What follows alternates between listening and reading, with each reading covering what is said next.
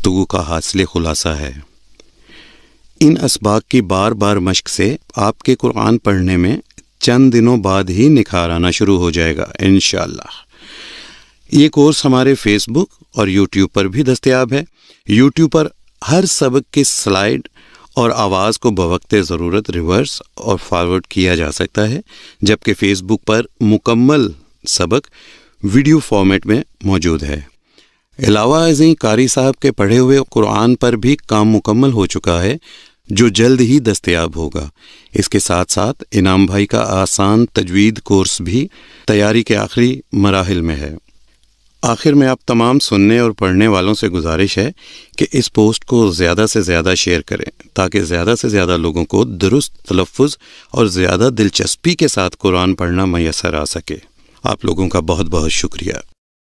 الحمد للہ الذی انزل القرآن وأمرنا بترتیلہ وتجویدہ حیث قال ورتل القرآن ترتیلا وجعل ذلك من أعظم عبادته والصلاة والسلام على سيدنا ومولانا محمد الذي قال خيركم من تعلم القرآن وعلمه فطوبى لمن يشتغل بالقرآن تعلما وتعليما وعلى آله وأصحابه الذين حملوه فجودوه تجويدا وبعد۔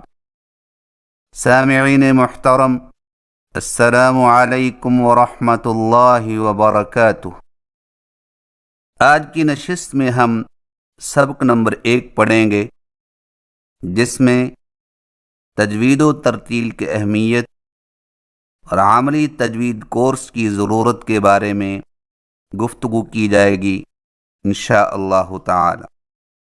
تو اس سلسلے میں پہلی بات یہ ہے کہ قرآن مجید کی حیثیت قانون اور تاریخ کی عام کتابوں جیسی نہیں، جن سے اصل غرض صرف مسائل و واقعات ہوتے ہیں اور ان کے الفاظ کا ورد مقصود نہیں ہوتا، بلکہ یہ ایک مقدس کتاب ہے جس کی تلاوت عظیم اجر و ثواب کا باعث ہے۔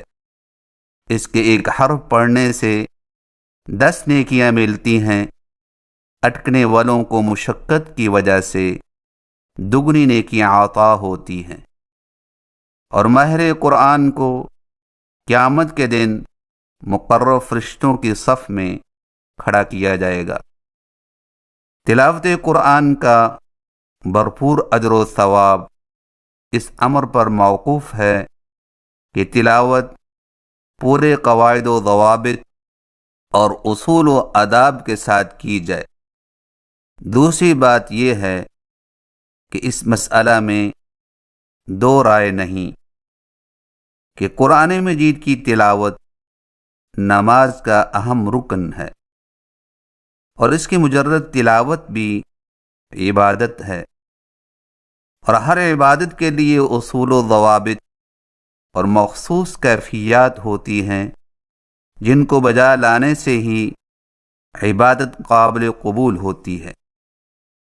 تیسری بات یہ ہے کہ جس طرح قرآن مجید کے معانی کا سیکھنا، سمجھنا اور اس کے احکام و حدود پر عمل کرنا ایک عبادت و فریضہ ہے، اسی طرح قرآن مجید کے الفاظ کا صحیح طور پر پڑھنا اور اس کے حروف کو ثابت شدہ طریقے کے مطابق ادا کرنا بھی لازم و فرض ہے۔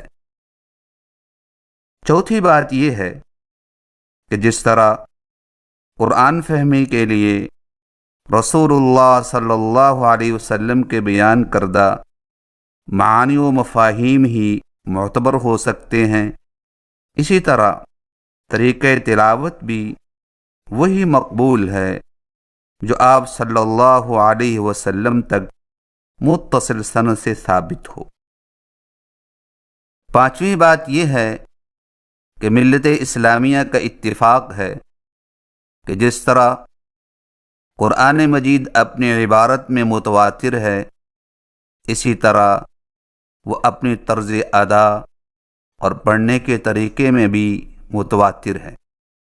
قرآن مجید کی تلاوت کا انداز جو ناقلین کے تواتر سے ثابت ہے، وہ وہی ہے جس کو تجوید و ترتیل سے موسوم کیا جاتا ہے، کیونکہ تمام متواتر قراءات اسی طریقہ کے ساتھ ہم تک پہنچی ہیں۔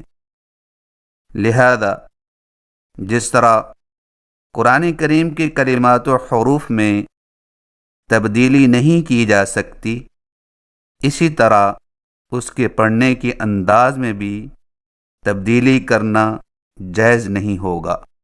لیکن المیہ یہ ہے کہ عوام الناس تو کجا، اکثر پڑھے لکھے لوگ بھی قرآن حکیم کے الفاظ کو صحیح تلفظ کے ساتھ ادا کرنے سے گریزاں ہیں۔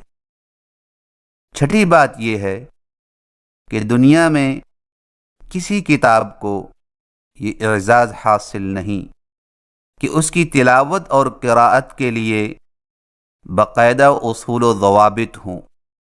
یہ طرہ امتیاز صرف اور صرف قرآن مجید کو حاصل ہے کہ اس کی تلاوت اور ادائیگی کے لیے مستقل ہدایات اور قواعد و ضوابط ہیں۔ انہی قواعد و ضوابط کا نام علم تجوید ہے۔ چنانچہ علم تجوید کے ذریعہ سے ہی قرآن مجید کے حرفوں کی ادائیگی اور ان کا اصلی تلفظ محفوظ ہے، اور اس علم کے ضروری قواعد و ضوابط جانے